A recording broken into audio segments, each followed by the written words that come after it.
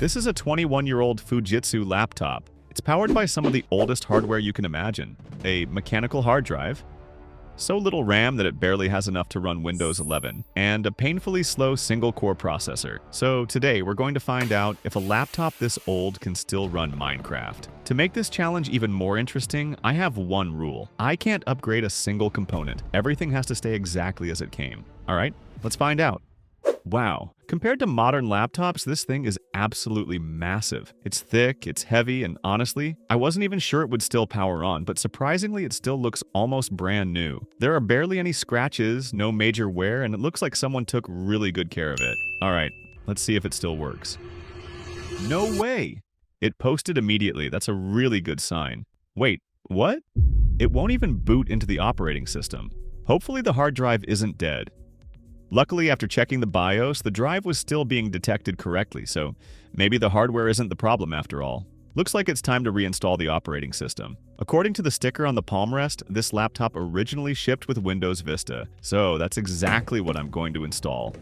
And find out just how bad Windows Vista really was.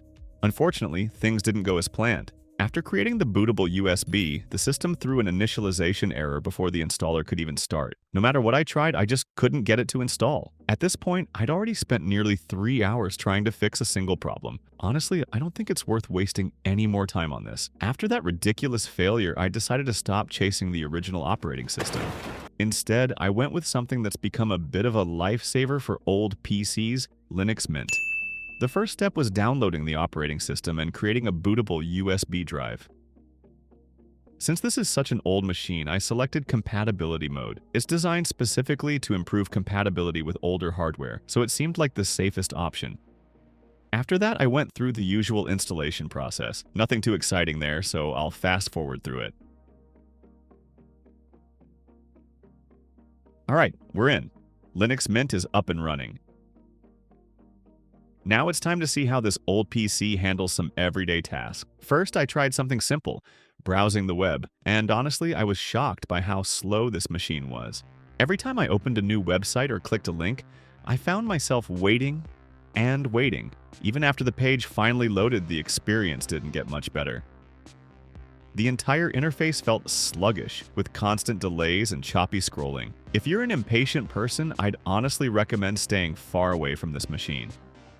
Next, I opened YouTube. Oh man, it took almost a full minute just to get to the homepage, and once I finally got there, things only got worse. I started with a 480p video. The performance was so bad I could literally count the frames with my own eyes. I didn't even need an FPS counter. Sometimes it wasn't even reaching 1 frame per second.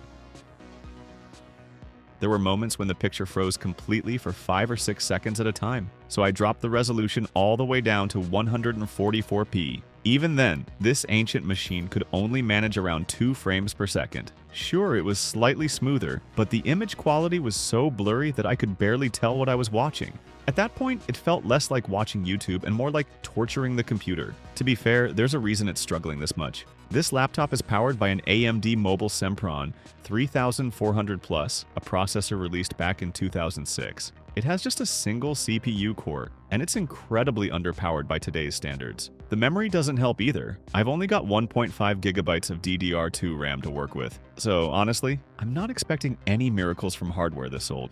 Alright, there's one last thing I want to try. Can this machine actually run Minecraft? I'm launching it through Prism Launcher and wow, just getting into the game takes forever. This might be the toughest challenge I've thrown at this old PC. After waiting for nearly 10 minutes, I finally made it into the game. What a relief. Or so I thought. The moment I spawned into the world, I realized this was going to be much harder than I expected. The game was unbelievably slow. Every input was delayed by 3 or 4 seconds, making it almost impossible to control my character. So I jumped into the settings and lowered everything I could. Lowest graphics, lowest render distance. Basically, every setting was pushed to the minimum. And after all that, I got 3 FPS. 3. That's just awful. There's no way I'd call that playable. I'd be happy with 30 FPS, but this machine isn't even close. Then, just when I thought it couldn't get any worse, the game suddenly crashed back to the desktop. Well, and I guess the PC had enough too. Even after lowering every setting and choosing an older version of Minecraft that's much easier to run, this machine still couldn't handle it. But thankfully, things finally started going my way. I decided to give Windows Vista one more try, and somehow, It actually booted into the Windows setup. I genuinely wasn't expecting that.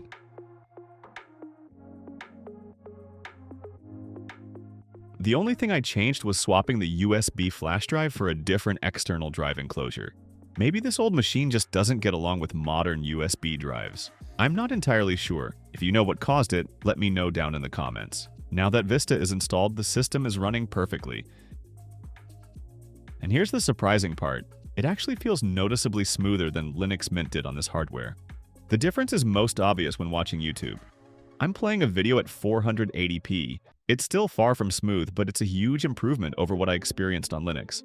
Now it's time to install Minecraft on Windows Vista. But, of course, nothing is ever easy with this machine. The current official Minecraft launcher from Mojang requires Windows 10 or Windows 11. It simply won't run on Windows Vista.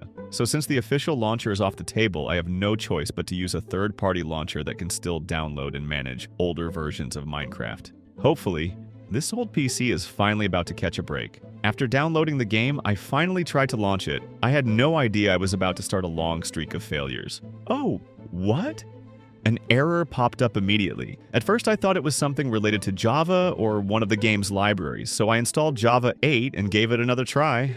Oh no. Same error. Nothing had changed. After digging into it for a while, I realized the operating system wasn't actually the problem. The real issue was the hardware. It was simply too old to meet the requirements of this version of Minecraft. At that point, I decided to try a few open-source Minecraft launchers instead. My first choice was Multi-MC, and I failed again.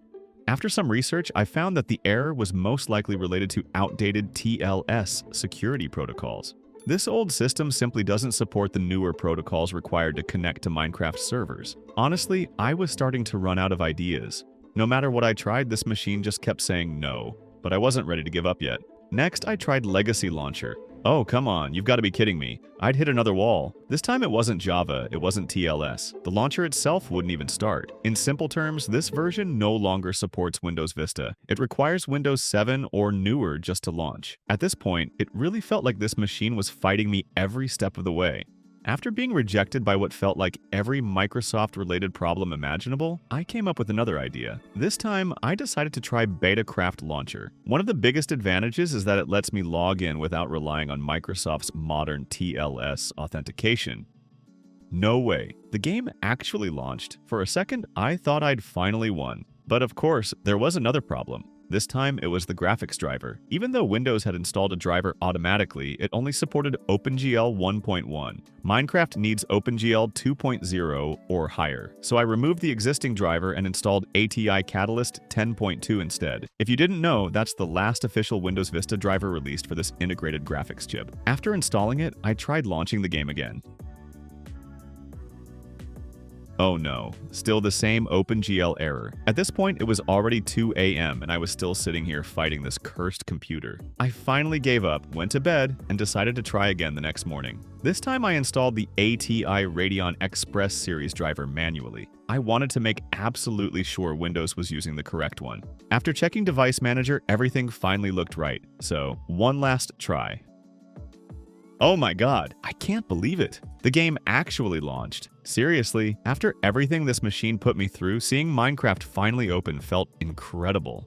Every hour I'd spent troubleshooting suddenly felt worth it. There was just one tiny problem. It was running at 1 frames per second. Yeah, not exactly ideal. Honestly, it was just as bad as Linux. So I went straight into the settings and turned absolutely everything down to the minimum. And then, look at that! The frame rate jumped by more than 10 frames per second. It still wasn't exactly smooth, but getting Minecraft to run at all on this machine already felt like a victory. Then, once the world had fully loaded and everything settled down, I started seeing around 30 frames per second. That was the goal I'd been chasing this entire time. Of course, I couldn't stop there. I decided to torture this poor machine one last time. This time by setting off 10 blocks of TNT. Let's see if it can survive. Oh my god, the frame rate absolutely collapsed. It dropped to the point where the screen almost looked frozen. The poor laptop was doing everything it could just to stay alive. Even something as simple as walking through a forest and punching trees only gave me around 13 FPS. Then, without any warning, the laptop crashed again. I think I've finally found its limit. There's one more limitation too. This hardware only supports Minecraft 1.5.2 properly, so I figured I'd give that version a try as well. Surprisingly, the results were even worse. The frame rate was terrible. In fact, it performed noticeably worse than Minecraft 1.5.1. I definitely wasn't expecting that. After every failed installation, every driver issue, every launcher that refused to work, I finally made it. If you enjoyed watching me suffer through all of this, I'd really appreciate a like. And let me know what you think of this little adventure down in the comments.